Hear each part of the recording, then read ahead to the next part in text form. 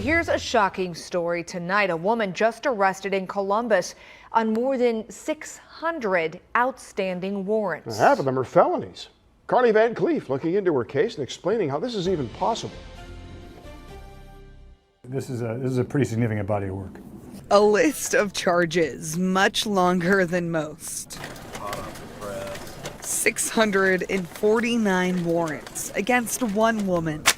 Ioka Keith, also known as Carol Ann Sumner, was arrested in Columbus just last week. She's facing 22 pages worth of criminal counts. The warrants are from Pennsylvania.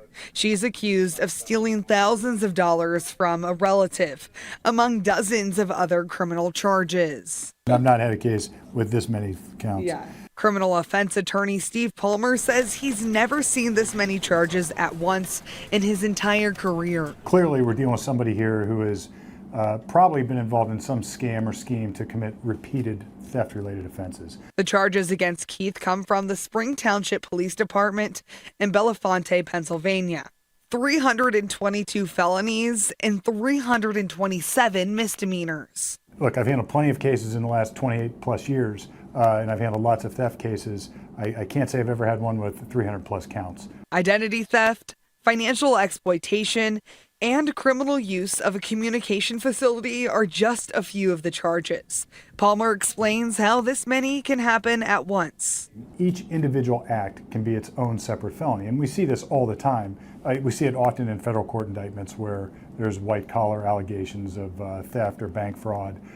Those kind of things. Each time there's a transaction that's fraudulent, that can be a separate felony. Spring Township Police say Keith is an over-the-road truck driver with ties across the country.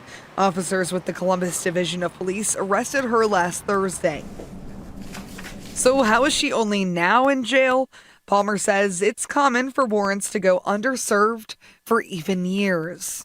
Here what's probably happened is they've identified her as the person who is committing these frauds or these identity thefts or whatever other offenses we have, and they couldn't find her at the time.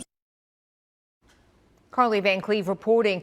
Keith is in the Franklin County Jail awaiting extradition now. She's scheduled for a pretrial hearing for one of her cases next month. Her bond for that case is set at $100,000.